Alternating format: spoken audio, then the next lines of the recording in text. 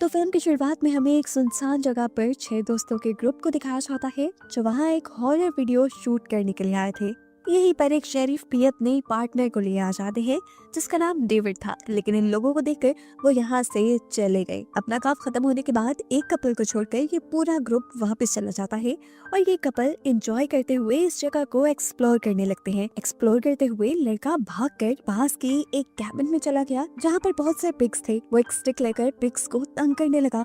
Pigs ने तंग होकर शोर मचा दिया और इतनी ही देर में यहाँ पर एक आदमी आ गया पिग्स की आवाज निकालते हुए। इससे पहले कि ये लोग पीछे मुड़कर उस आदमी पर ध्यान देते, वो आदमी अपने हाथ में पकड़े हुए बहुत बड़े से कटर को घुमाता है और इस लड़के का सर धड़ से अलग कर देता है। वो लड़की जो पास खड़ी थी वो डर से चिल्लाने लगी और अंदर की तरफ भाग गई, जबकि दूसरा आदमी अपना चाकू गोल गोल घुमाते हुए लड़की की तरफ बढ़ता रहा और आखिर फिर उसने लड़के का भी गला काट के उसे मार दिया। मालूम होता है कि ये आदमी जिसने अभी 2 मर्डर किए हैं, ये लेस्टर नामी एक बूढ़े इंसान का बेटा है जो पिग्स का ये स्लॉटर हाउस चलाता था।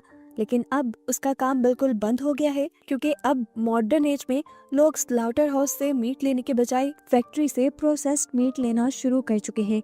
लेस्टर ने अपने काम में कोई भी अपग्रेडेशन नहीं की, इसलिए उसका ये स्लॉटर हाउस बिल्कुल बंद हो गया, जबकि उसकी जगह टॉम, जो कि उसका कॉम्पिटिटर है, उसकी मीट फैक्ट्रीज आजकल शहर में अरूज पर थी और वो अब लेस्टर की भी प्रॉपर्टी लेना चाहता था। पता चला है कि टॉम लेस्टर के ही अंडर पहले काम किया करता था, लेकिन फिर उसने अपनी मीट फैक्ट्री लगा ली और मॉडर्न तरीके इंट्रोड्यूस करवाए, जिसकी वजह से आज वो बहुत कामयाब था। लेस्टर का ये बेटा बडी, इसे हमेशा लेस्टर ने अपने स्लॉटर हाउस में पिग्स के साथ रखा था, इसीलिए वो अब नॉर्मल रहा ही नहीं था। वो पिग्स जैसी ही हरकतें करता था, यहाँ तक कि वो बोलता भी पिग्स जैसा ही था। उसने अभी भी जो 2 मर्डर भी किए थे वो भी इसीलिए कर दिए थे क्योंकि वो दोनों उसके पिग्स को परेशान कर रहे थे। अपने पिग्स के आगे उसे किसी चीज की अकल समझ नहीं है। फिर सुबह होने पर दिखाया जाता है कि लेस्टर का कंपेटिटर टॉम लेस्टर के ही एक दोस्त के साथ एक शेरिफ को लेकर उसकी प्रॉपर्टी में आया है ताकि वो लेस्टर को उसकी प्रॉपर्टी बेचने में फोर्स कर सके। लेस्टर का ये दोस्त जो अभी टॉम के साथ आया था, उसी दोस्त ने लेस्टर को स्लॉटर हाउस बनाने का मशवरा दिया था। उसी के मशवरे पर ये स्लॉटर हाउस उसका कामयाब हुआ। दरमियान में उसने लेस्टर को मॉडर्न अपग्रेडेशन करने को भी कहा, लेकिन तब लेस्टर ने उसकी बात नहीं मानी, इसीलिए वो दोस्त अब टॉम के साथ काम करता है। इस टाइम टॉम लेस्टर के लिए ऑफर लेकर आया था कि वो अपनी प्रॉपर्टी सिर्फ $55,000 में बेच दे, साथ ही वो उसके लिए काम करे जिससे लेस्टर को पैसे मिलते रहेंगे और रहने के लिए वो यही रह सकता था। लेकिन लेस्टर ने इस मर्तबा भी इस ऑफर को मना कर दिया। अब शेरिफ ने उसे धमकी दी कि अभी बेचना चाहते हो तो बेच दो, वैसे भी तुमने काफी अरसे से इनकम टैक्स नहीं दिया, वरना अगले महीने वैसे ही तुम्हारी प्रॉपर्टी की ऑक्शन हो जाएगी। लेस्टर शेरिफ की बातों पर भी ध्यान नहीं देता और अंदर चला जाता है। ऐसे शेरिफ उसके भी प्रॉपर्टी पर नोटिस लगा जाता है ऑक्शन का। इन सब के जाने के बाद वो अपने स्लॉटर हाउस के अंदर जाने की कोशिश करता है तो बडी यानी उसका बेटा उसे रोकता है। आज पहली मर्तबा बडी ऐसा कुछ कर रहा था। लेस्टर हैरान हुआ और जल्दी से अंदर गया और अंदर जाते ही उसके होश उड़ गए। बडी ने 2 इंसानों को कत्ल करके फांसी से लटकाया हुआ था। लेस्टर ये देखकर चिल्लाता है और बडी को डांट देता है कि उसने ये सब क्या कर दिया। अपने आप को डांटता देखकर बडी को अपने डैड पे भी गुस्सा आता है, यहाँ तक कि वो अपने डैड को मारने के लिए अपना नाइफ भी उठा लेता है, लेकिन फिर कुछ सोचकर उन्हें नहीं मारता। यहाँ पे एक मजे की चीज ये भी हुई कि लेस्टर का भी गुस्सा कम हो गया और उसने अपने बेटे को शाबाशी दी क्योंकि उसने कट्स अच्छे लगाए थे बॉडी के ऊपर। बड़ी भी अपनी तारीफ सुनकर खुश हो गया और यहाँ लेस्टर के दिमाग में कुछ और ही खिचड़ी पकने लगी। उसने अपने बेटे से कहा कि तुम्हें 3 ऐसे कट और लगाने हैं, टॉम, शेरिफ और उनके साथी की बॉडी पर।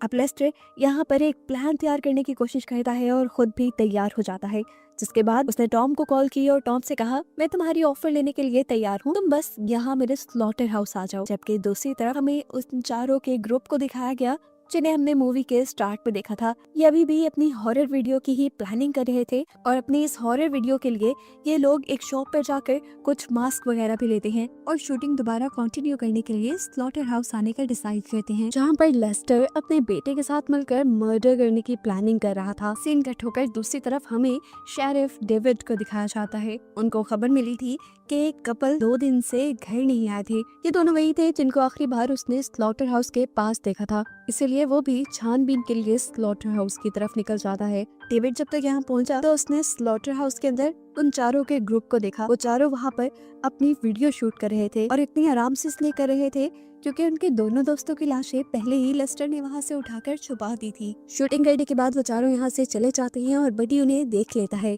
जबकि लेस्टर दोबारा टॉम और अपने पूरे ग्रुप को कॉल मिलाता है कि तुम जल्दी मिलने आ जाओ, मैं ऑफर एक्सेप्ट करने के लिए तैयार हूँ। यहाँ डेव जो इन्वेस्टिगेशन करने के लिए स्लॉटर हाउस के अंदर चला गया था, डेविड को कहीं से खून टपकता हुआ दिखाई दिया। उसने जब ऊपर देखा तो ऊपर एक मरी हुई बिल्ली को लटकाया गया था। असल में ये भी बडी के पिग्स को तंग कर रही थी, इसीलिए बडी ने उसको भी मार कर लटका दिया। जो भी उसके पिग्स को तंग करता है वो उनका यही हाल करता है। इसे डर था कि यहीं पर ही वो कातिल होगा जिसने उस कपल को मारा होगा। वो अपनी गन ताने आगे की तरफ चल रहा था कि अचानक किसी ने कटर चलाया और उसका गन वाला हाथ ही काट डाला। ये भी कोई और नहीं बल्कि बडी ही था। हाथ के कटते ही बहुत ज्यादा ब्लीडिंग हुई और डेविड मौके पर ही मर गया। डेविड को मारते ही बडी अपने डैड को ये लेस्टर को बुला कर लाया, जो एक और मर्डर होने पे थोड़ा टेंशन में तो आया, लेकिन उसने बडी को ये नहीं कहा। उसने बडी को इस मर्तबा भी शाबाशी ही दी। अब थोड़ी देर बाद फाइनली यहाँ पर लेस्टर और टॉम का कॉमन फ्रेंड आ गया, जो डील के बारे में ही बात करना चाहता था। लेस्टर बेताबी से उसका इंतजार कर रहा था। उसके लिए तो इन लोगों ने डेकोरेशन भी की थी। पूरे स्लॉटर हाउस में मरे हुए इंसानों की लाशें लटकाई हुई थी, जिन्हें देखकर वो भी बेचारा डर गया और शॉक रह गया।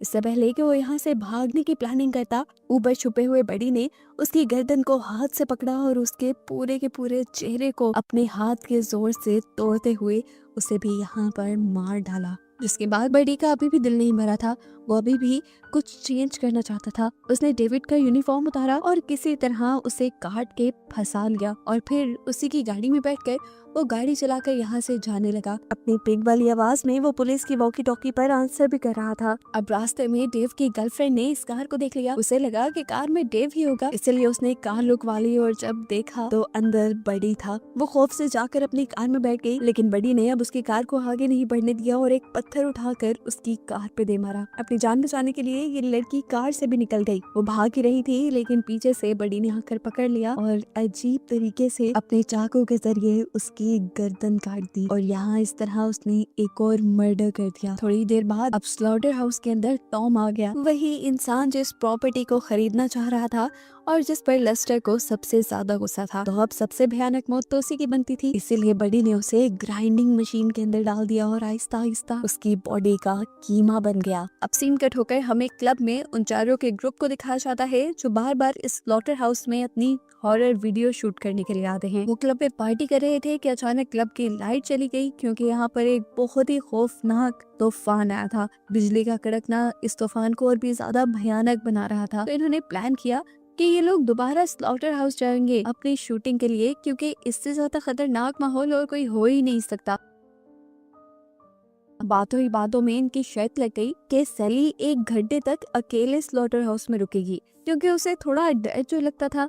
तो अब ये सब प्लान करके ये लोग आ गए स्लॉटर हाउस के अंदर। अब जिस टाइम सैली स्लॉटर हाउस के अंदर अकेली खड़ी थी, तो बाकी दोनों लड़कों ने मिलकर उसे और भी ज्यादा डराने का प्लान किया। उन्होंने मास्क पहने और उसे विंडो से डराने के लिए पास आ गए। सैली भी वहाँ का सारा नजारा देखकर बहुत ज्यादा डर गई, क्योंकि वहाँ पर मास्क पहना जो लड़का उसे तंग करने आया था, बड़ी ने पीछे से उसके सर के ऊपर वार करके उसकी बॉडी को 2 हिस्सों में काट दिया। अब तो उसे अपनी जान की फिक्र थी। वो यहाँ से भागी तो बाहर से जाकर उसे लेस्टर ने पकड़ लिया, जबकि बडी ने आगे बढ़कर इनके ग्रुप के दूसरे लड़के को भी मार दिया। लेस्टर ने सैली को भी मार दिया था। अब इन चारों की इकलौती फ्रेंड इन चारों को ढूंढ रही थी, और जब वो स्लॉटर हाउस के अंदर आई तो उसे कुछ समझ नहीं आई, क्योंकि उसके तीनों दोस्तों की लाशें ऊपर छत से लटकाई गई थी। सीन कट होकर हमें शेरिफ के बारे में पता चला, जिसे बहुत से लोगों की गुमने की रिपोर्ट मिल चुकी है। सबसे पहले तो वो कपल जिसे लास्ट टाइम स्लॉटर हाउस के पास देखा गया था, उसके बाद डेविड जो उस कपल के मर्डर की इन्वेस्टिगेशन करने गया था लेकिन अभी तक वापस नहीं लौटा, उसके बाद हैरल्ड और टॉम। ऐसे में सारा का सारा शक शेरिफ का लेस्टर के ऊपर ही जा रहा था, इसीलिए वो भी इन्वेस्टिगेशन करने के लिए स्लॉटर हाउस जाता है और जाने से पहले वो अपने लिए बैकअप पुलिस की भी रिक्वेस्ट कर लेता है। यहाँ स्लॉटर हाउस के अंदर दिखाया गया कि ये लोग आखिरी बची हुई लड़की को टॉर्चर कर रहे थे क्योंकि वो शेरिफ की बेटी थी। अब इससे पहले कि ये लोग इस लड़की को भी मार देते, पीछे से आकर शेरिफ आवाज कर देता है। जैसे ही इनका ध्यान भटकता है तो वो लड़की भागने में कामयाब हो जाती है। अब उसे पकड़ने के लिए बड़ी उसके पीछे भागता है, लेकिन तभी शेरिफ गोली चला देता है, जिससे डरकर बड़ी वापस भाग गया। ये लोग अब भागकर उस जगह पर आ गए जहाँ पे इन्होंने पिग्स को बांधा हुआ था। शेरिफ अपनी बेटी को अपना प्लान बताता है कि तुम यहाँ से भाग जाओ, इतने में मैं इन दोनों को हैंडल करता हूँ, तब तक बैकअप पुलिस पे आ जाएगी। अभी ये प्लान बनाकर फ्री हुए थे कि पीछे से लेस्टर ने आकर शेरिफ के पेट में ही स्टैब कर दिया। अब इससे पहले कि वो इस लड़की के ऊपर भी हमला कर देता, वो लड़की यहाँ पर अपने डैड की गन उठाकर उसे ही शूट कर देती है। वो देखती है कि शेरिफ यानी उसके डैड अभी भी जिंदा थे। उन्हें बचाने के लिए वो उन्हें हॉस्पिटल ले जा सकती थी। उसने अपने डैड को गोद में उठाया और तेजी से अपनी कार की तरफ बढ़ गई। इससे पहले कि वो कार चलाकर यहाँ से चली जाती, वो लेस्टर दोबारा इनकी गाड़ी के सामने आ जाता है, जिसे वो मरा हुआ समझ रही थी। वो घबराती नहीं और तेजी से कार चलाते हुए लेस्टर को कार से नीचे धक्का देती है और उसके सर के ऊपर से ही अपनी कार चलाकर उसका सर क्रैश करके आगे बढ़ जाती है।